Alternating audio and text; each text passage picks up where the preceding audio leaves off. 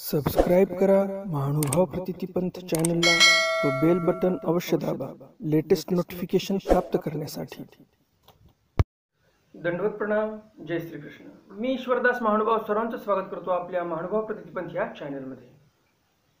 आज आपण जाणून घेणार आहोत महानुभाव पंथातील जे काही आपले नियम आहेत ते नियम आपण का पाळतो। ज्याप्रमाणे एक नियम आहे, आपण जर कुठे बाहेर गेलो फिरायला किंवा बाहेर गावावरून आलो किंवा बाहेर कुठे कामाला गेलो होतो, घरी आलो वापस, तर असं परत आल्यानंतर आपण विशेष नमस करूनच पाणी पितो, जेवण करतो, काय जे करायचं असेल ते आपण नंतरच करतो।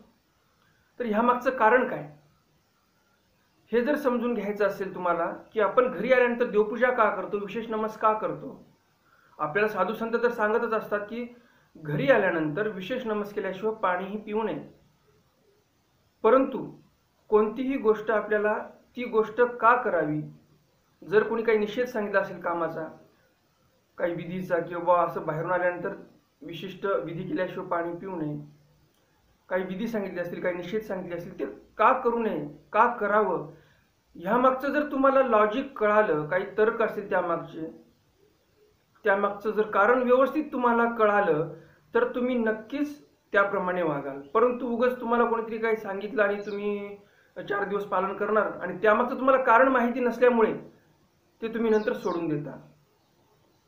आणि जर तुम्ही श्रद्धा ठेवून, परमेश्वरावर भाव ठेवून, साधू संतांवर श्रद्धा ठेवून ते म्हणलेलं तुम्ही ऐकत जरी असाल, परंतु जर तुम्ही तुम्हाला कोणी जर प्रश्न विचारला की असं का बरं करावं, तुम्ही हे जे असं वागता, असं जो विधी करताय ते कशामुळे करावा, हा जर प्रश्न विचारला तर तुम्हाला त्याचं उत्तर देता आलं पाहिजे। म्हणजे तुम्हाला जो तुमची बाजू आहे, तुम्ही जो विधी आचरताय त्याची व्यवस्थित तुम्हाला मांडणी करता आली पाहिजे, तुमची बाजू तुम्हाला भक्कमपणे मांडता आली पाहिजे, तरच पुढचाही व्यक्ती जो प्रश्न विचारणारा आहे तो जर एखादा कदाचित आपला उद्देश असेल तर तोही त्याप्रमाणे वागेल। त्यामुळे आजचं हे जे सत्र आहे, आजचा व्हिडिओ फार महत्त्वाचा ठरणार आहे। आजच्या सत्रामध्ये आपण जाणून घेणार आहोत बाहेरून आल्यानंतर देवपूजा केल्याशिवाय पाणी का पिऊ नये, त्याचे आपल्याला फायदे काय होतात, किंवा जर तसं वागलो नाही तर काही तोटे काय होतात, हे सर्व जाणून घेणार आहोत आजच्या या व्हिडिओमध्ये। तर कुठेही जाऊ नका, ऐकत राहा शेवटपर्यंत। आजचं हे चरित्र फार महत्त्वाचं होणार आहे, आजचा व्हिडिओ फार महत्त्वाचा होणार आहे, ज्ञानवर्धक होणार आहे। जर तुम्हाला असेच ज्ञानवर्धक व्हिडिओ आवडत असतील तर नक्कीच हे चॅनल सबस्क्राईब करा लगेच, आणि व्हिडिओला आताच लाईक करा, कारण व्हिडिओ खरंच फार महत्त्वाचा राहणार आहे आणि तुम्हाला नक्कीच आवडणार आहे। आताच व्हिडिओला लाईक करा आणि आपण आता जास्त उशीर न करता आपल्या विषयाकडे वळूया। आणि चला तर मग आज आपण काही नवीन ज्ञानार्जन करूया आणि चरित्राला सुरुवात करूया। दंडवत हो।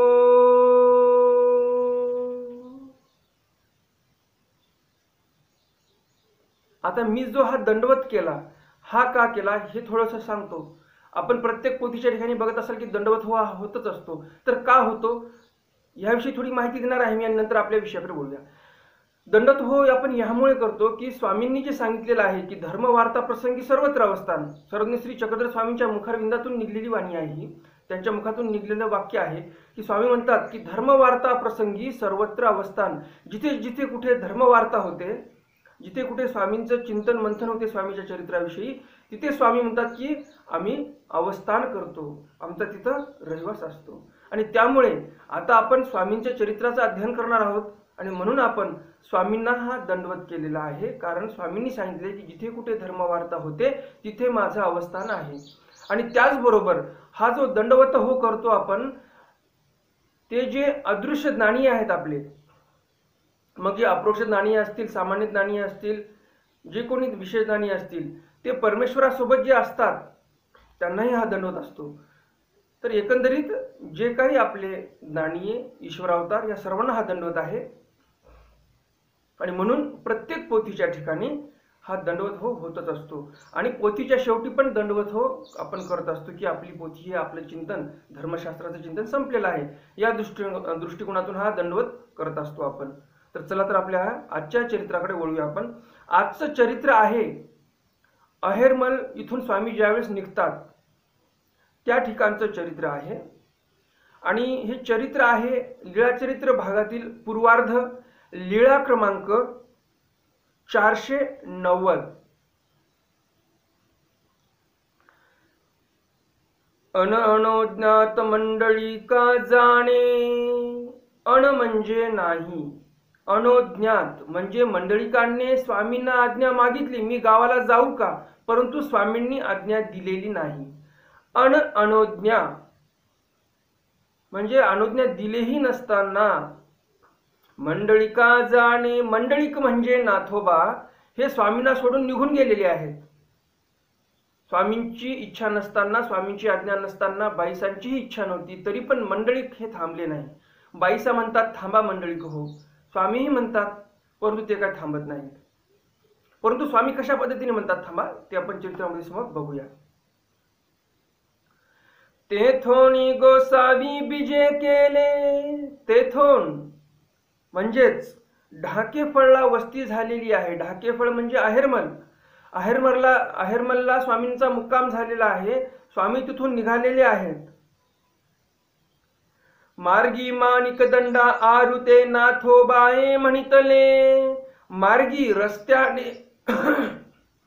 रस्त्याने जात असताना माणिकदंड नावाचं जे ठिकाण आहे त्याच्या आरुते म्हणजे थोडं अलीकडे नाथोबा म्हणतात. काय म्हणतात,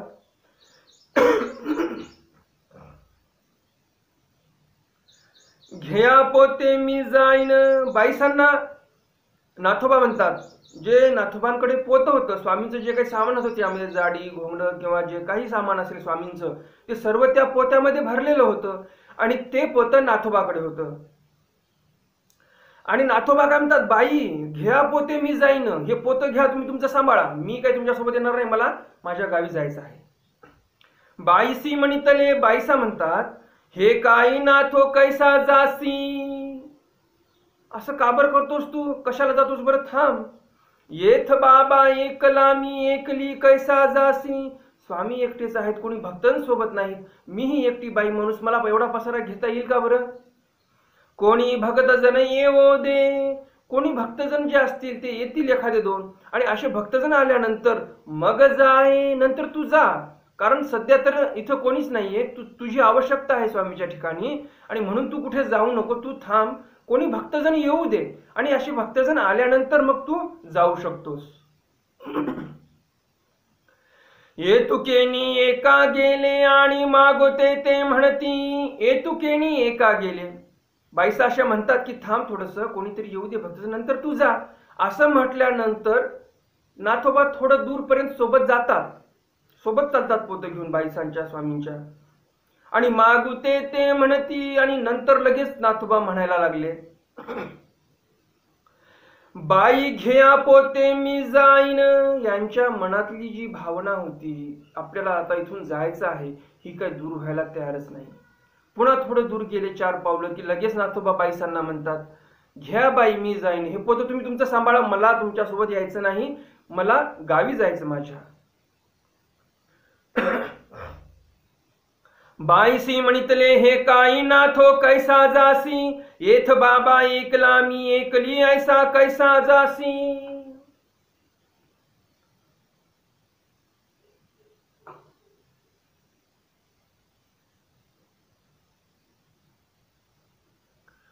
बाईसा परत म्हणतात की नाथो, मी एकटी आहे, बाबा पण एकटे आहेत, सोबत हे जे आपले बिडार आहे, सामान आहे, हे घ्यायला कोणी नाही, असा कसा जाशील बरं तू, जाऊ नको. मागोते तेही म्हणितले. पुन्हा नाथोबा म्हणतात, बाई पोते घ्या मी जाईन.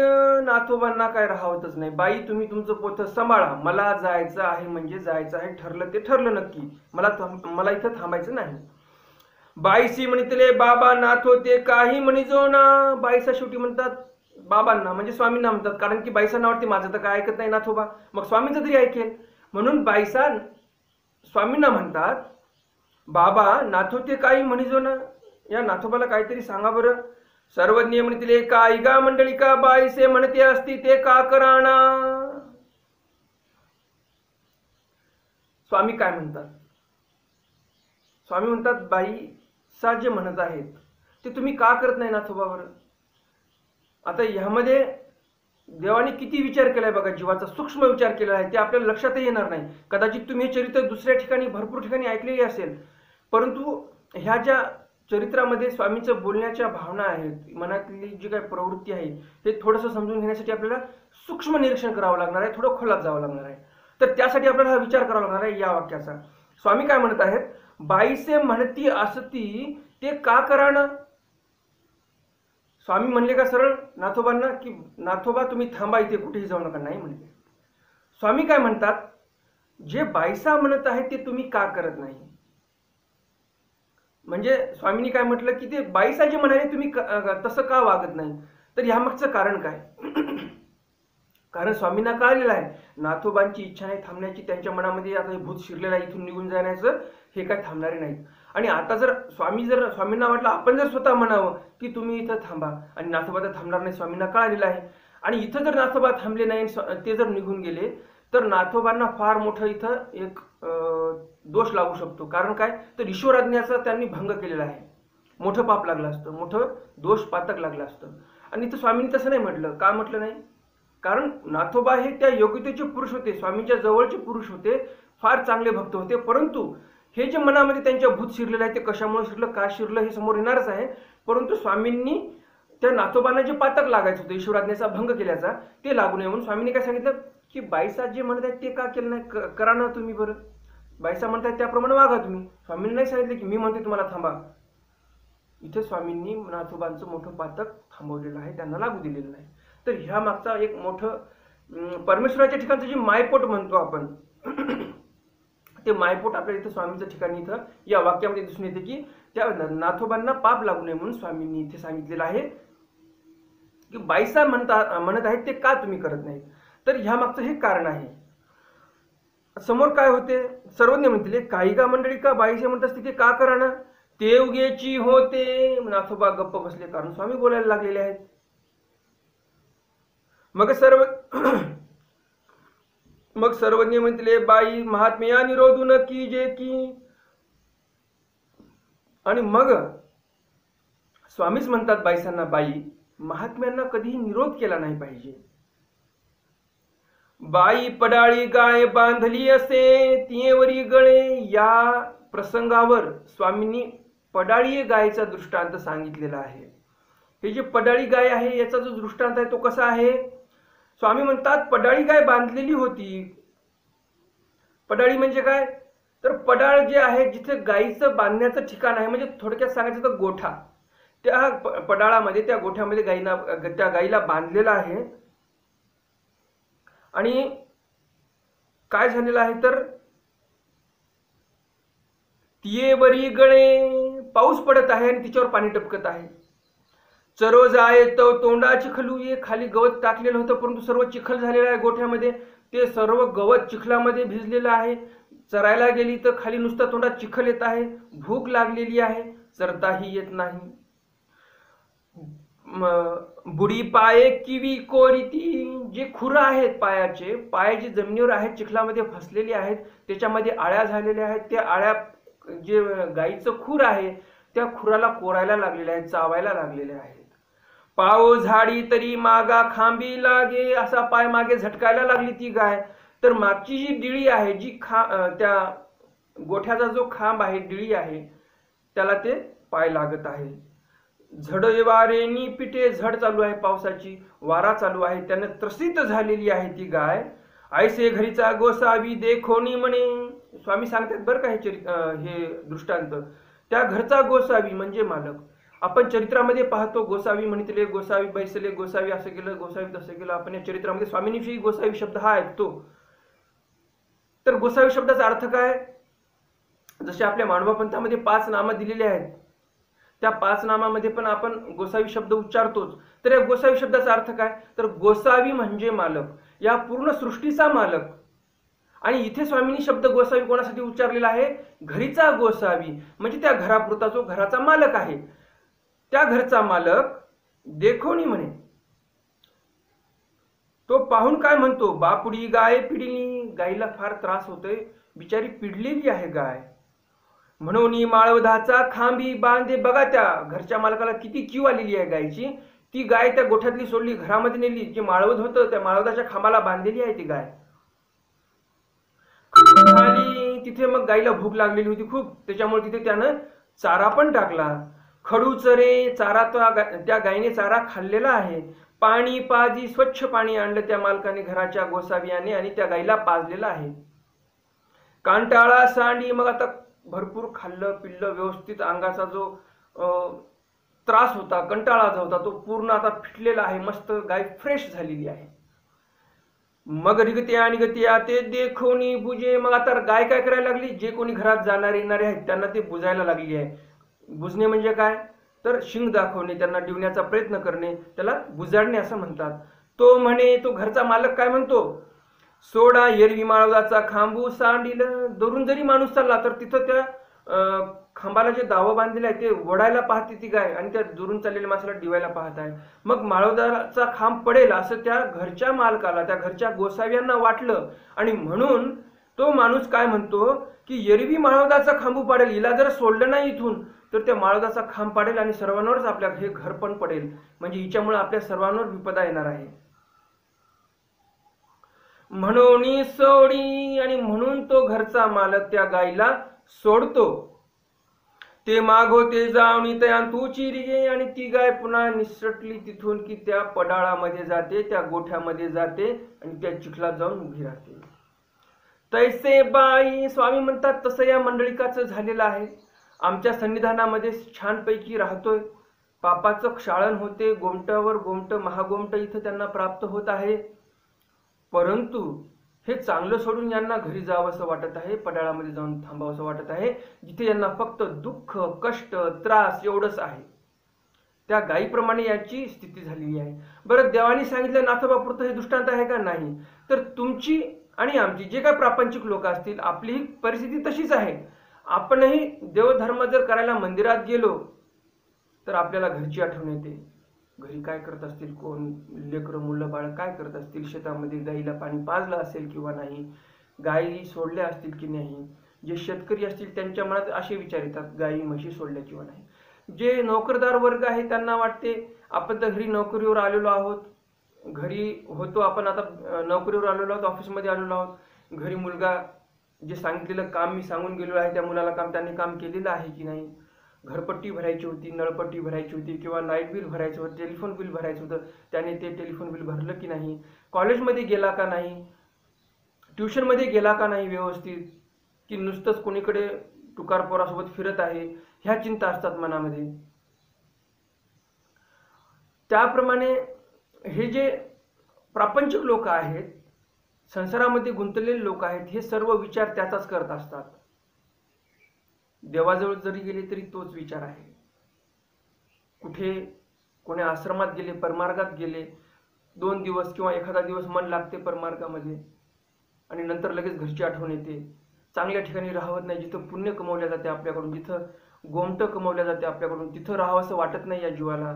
आणि कुठं राहावंसं वाटते, जिथं आपल्याला पुण्य भेटणार नाही, पाप नक्की भेटेल, त्या ठिकाणी जाऊन राहावंसं वाटतं. जशी ही पडाळी गाय आहे.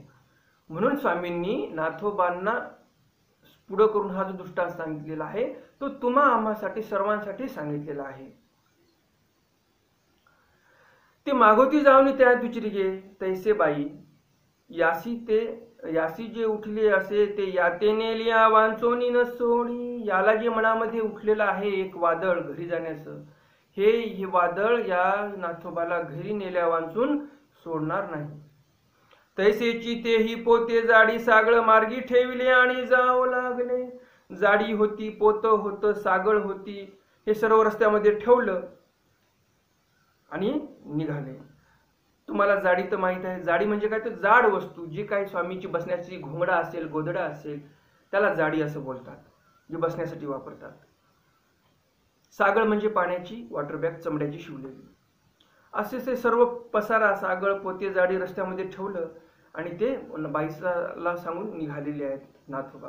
बाईसी जाडी सागळ पोते घेतले, पुडवा टोवा घेतला अंक. बाईसांनी मग सागळ घेतलं, पोतं घेतलं, पुडवा टोवा घेतला आणि निघाले. मग आता करणार काय, नाथोबा ऐकायला तयार नाही. आता बाई माणसाला एवढं वजन घेणं शक्य नाही, तरी पण ते सर्व वजन बाईसांनी घेतलेलं आहे आणि बाईसा स्वामींसोबत निघालेले आहे.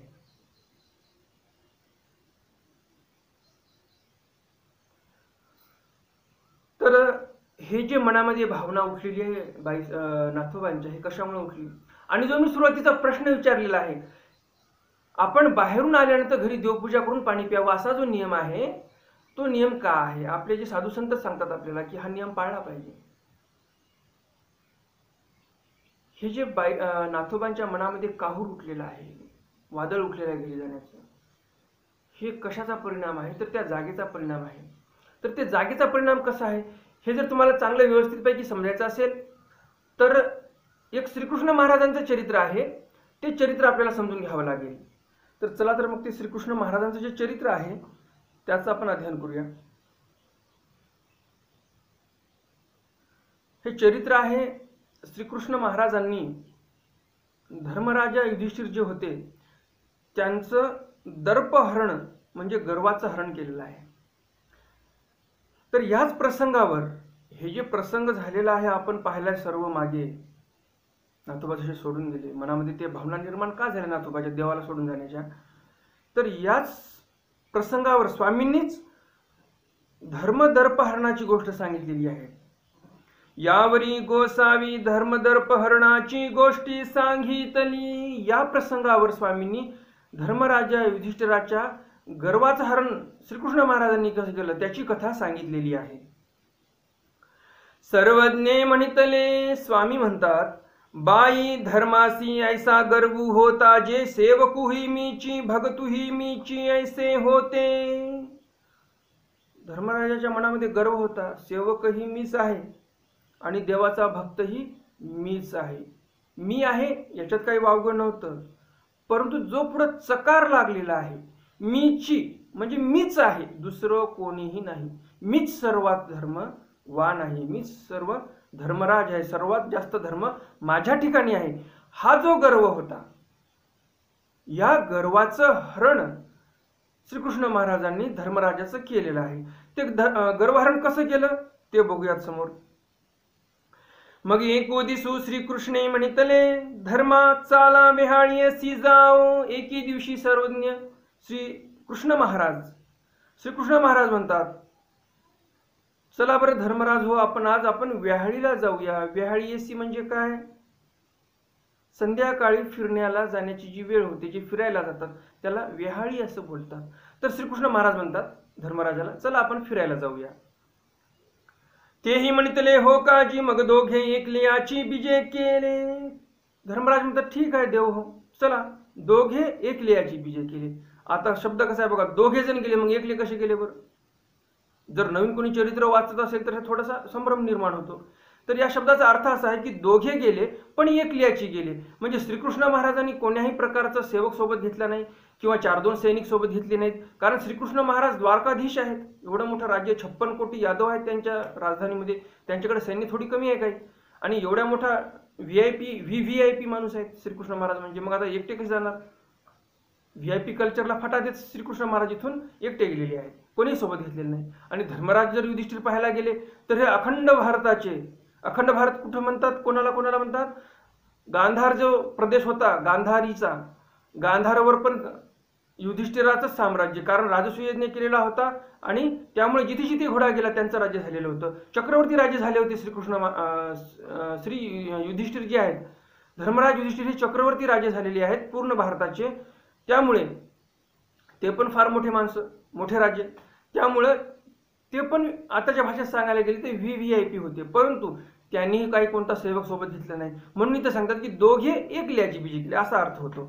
मार्गी बीजे करीती तव धर्मासी ऐसे झाले, श्रीकृष्णासी वोखटे कीजे, हमगुटू आपल्या माथा घालीजे. रस्त्याने जात असताना एकदमच धर्मराजा युधिष्ठिराचे विचार बदलायला लागले. काय विचार आले? एवढा विचार बदलला धर्मराज युधिष्ठिराचा की युधिष्ठिर म्हणतात मनातल्या मनात की श्रीकृष्ण महाराजाला ओखटे कीजे म्हणजे यांना मारून टाकावं. हा मुकुटू जे श्रीकृष्ण महाराजांचा मुकुट आहे फार महत्वाचा आहे, तो मुकुट घेऊन टाकू आपण आणि आपल्या डोक्यावर घालू आपण तो मुकुट. हा ब्रिदाचा तोडरू आपला पायी घाली. जे ब्रिदाचं तोडर आहे म्हणजे श्रीकृष्ण महाराजांच्या पायामध्ये जे पैंजण आहे ब्रिदाचे तोडर आहेत. ब्रीद कशाला म्हणतात? श्रीकृष्ण महाराजांनी जेवढ्या काही असुरांचा वध केलेला आहे, जेवढ्या काही राजांचा, अधर्मवान राजांचा वध केलेला आहे, त्या प्रत्येक राजाचा ठसा उमटवून एका पानावर ते पान जे आहे तोडरामध्ये घातलेलं आहे. म्हणजे पायाचं तोडर कसं आहे, तर असे छोटे छोटे छोटे पानं त्यावर आहेत आणि त्या पानावर त्याची बाहुली उमटवलेली आहे, असुराची बाहुली, त्याचा ठसा उमटवलेला आहे, राजाची बाहुली, त्याचा ठसा उमटवलेला आहे. सर्व राजे असे श्रीकृष्ण महाराज काय म्हणायचे की आम्ही असे पायात घालून हिंडतो. या राजे लोकांची अवकात काय आहे, तर आम्ही यांना पराजित केलेलं आहे, आम्ही यांना पायात घालून हिंडतो. तर अशी ती बिरदाचं तोडर होतं, फार महत्वाचं तोडर होतं.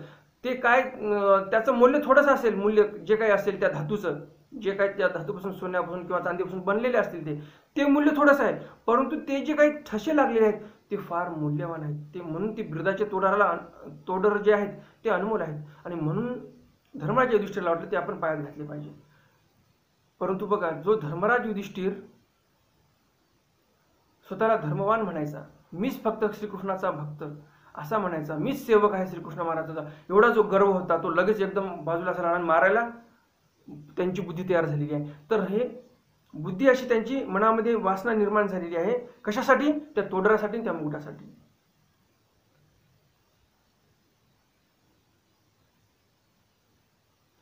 ऐसे आवांकी तू जाता ती मग ते भूमिका सांडली, अशा मनामध्ये विचार यायला लागले. आणि ते जी भूमी होती, ज्या भूमीमधून जाताना त्यांच्या मनामध्ये असे उल्लेख निर्माण झालेले आहेत, ती भूमी संपली आणि थोडंसं त्या भूमीच्या समोर निघून गेले. आणि समोर निघून गेल्यानंतर आणि आड पडले, श्रीकृष्ण महाराजांच्या समोर आडवे पडले, साष्टांग दंडवत घातला. पापिया पापिया जी श्रीकृष्ण म्हणितले काही झाले धर्मा. धर्मराज युधिष्ठिर आडवे पडले श्रीकृष्ण महाराजांच्या समोर आणि म्हणायला लागले, जी जी मी पापिया आहे, पापिया आहे. आणि असं म्हणल्यानंतर श्रीकृष्ण महाराज म्हणतात, काय झालं धर्मा, तू असं मी पापिया पापिया आहे म्हणून माझ्या समोर आडवा पडलेला आहे, साष्टांग दंडवत घालताय, तुला झालं काय नेमकं मला सांग. तेही म्हणितले श्रीकृष्णासी ओखटे की जे मग हा श्रीमुकुट आपला माथा घालीजे, हा ब्रिदाचा तोडरू आपल्या पायी घालीजे, ऐसे मज झाले जी.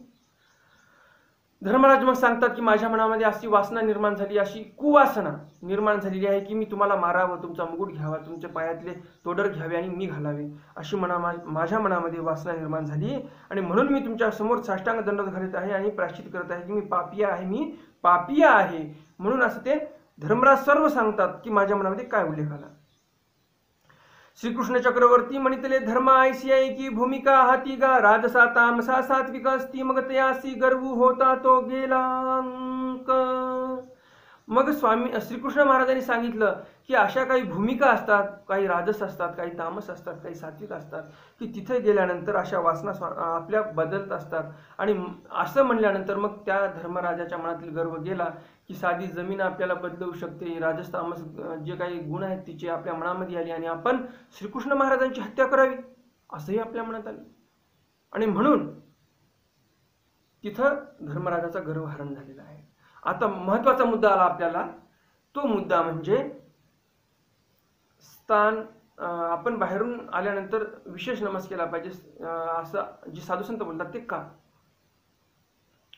तर ह्या लिळेमध्ये आपल्या लक्षात आलं असेल, आपण बाहेर जातो, आपण काय धर्मराजासारखे धर्मवान आहोत का, धर्मराजासारखी आपली बुद्धी आहे का, नाही. तर अशी त्यांच्यासारखी बुद्धी नसताना पण जर आपण बाहेर राजस तामस जागेमध्ये जर हिंडत आहोत तर त्याचा जो प्रभाव आहे आपल्यावर होणारच. आणि त्यामुळे तो प्रभाव टाळण्यासाठी जे निर्गुण सत्व आहे, जी आपली देवपूजा आहे, जे आपल्या घरामधील विशेष आहेत, या विशेषाच्या ठिकाणी जे परमेश्वराचं सामर्थ्य आहे निक्षेपलेलं, जे निर्गुण सत्व आहे, ते निर्गुण सत्व आपल्याला सात्विक करते. आपण सर्वजण विशेष नमस्कार करतो, आपल्याला माहिती आहे आपण हे सर्व जिथं देव बसले तिथले पाषाणांतो आणि नमस्कार करतो. तर त्या पाषाणाच्या ठिकाणी निर्गुण सत्व आहे, ते आपण कपाळाला असं नमस्कार केल्यानंतर ते निर्गुण सत्व आपल्या हृदयामध्ये उतरते. आपण जर त्या भावनेने विशेष नमस्कार केला तर तो जो पाषाण आपण नमस्कार करतोय तो देव आहे म्हणून आपल्याला नमस्कार करायचा नाहीये, तिथं परमेश्वराचा संबंध झालेला आहे. आपण परमेश्वराच्या स्पर्शाला, संबंधाला आपण नमस्कार करतो, ही भावना आपल्या हृदयामध्ये राहिली पाहिजे आणि मग आपण विशेष नमस्कार केला पाहिजे. तर आपल्या मनामध्ये त्या परमेश्वराच्या स्मरणाने, त्या परमेश्वराच्या स्पर्शाने जो विशेष पावन झालेला आहे ते नमस केल्यानंतर आपल्या मनामध्ये निर्गुण सत्व येणार आहे आणि ती भावना निर्माण झाली, निर्गुण सत्व आपल्या हृदयामध्ये आल्यानंतर आपल्या मनामधील भावना जे राजस तामस भावना आहेत ते निघून जातील आणि घरामध्येही शांतता येईल, घरामध्येही सत्वस्थता वाढेल. तर हा महत्त्वाचा विषय आहे. आपण बाहेरून आल्यानंतर विशेष का नमस करतो? तर जर धर्मराजा युधिष्ठिरासारखा धर्मवान माणूस जर धर्मभ्रष्ट होत असेल, ईश्वराची हत्या करण्याचा जर त्याच्या मनामध्ये विचार येत असेल, तर आपण कुठले आहोत हो कोण? आपण काय एवढे धर्मवान नाही. आपल्यावर तर त्या राजस भावनेचा, त्या राजस गुणाचा, त्या राजस तामस गुणाचा जास्त प्रभाव होतो आणि मग आपल्या घरामधली शांतता सर्व भंग होते. त्यामुळं आपण जर बाहेर गेलो तर पहिले विशेष नमस केला पाहिजे. आपणही केला पाहिजे. घरातील ज्या महिला आहेत त्यांनाही सांगितलं पाहिजे. घरातील जे काही दुसरे आपले लहान मुलं आहेत किंवा आपले वयोवृद्ध आहेत, माता पिता, त्यांना हे ज्ञान नाही, त्यांनाही आपण सांगितलं पाहिजे. लहान मुलांना आतापासून संस्कार दिले पाहिजे. लहान मुलांचंही मन शुद्ध सात्विक राहिलं पाहिजे, तर ते आपले काहीतरी पुढं चालून नाव रोशन करतील. आपल्या समाजामध्ये काहीतरी चांगल्या जे चांगली रूढी आहे ते चालवतील. नाहीतर जे काही वाईट व्हायचं आहे ते तर निश्चित ठरलेलं आहे. जर धर्मराजा युधिष्ठिरासारखा जर माणूस, एवढा धर्मवान व्यक्ती हत्या करण्याचा विचार करतो, तर आपल्या मनामध्ये काय काय भावना येणार नाही? आपल्या मुलांमध्ये काय काय भावना येणार नाही? तुम्हीच विचार करा. म्हणून आपण सर्वांनी विशेष नमस केलाच पाहिजे. हे त्यामागचं कारण आहे की आपण विशेष का नमस करावा. तर एकंदरीत आपलं आजचं सत्र संपलेलं आहे.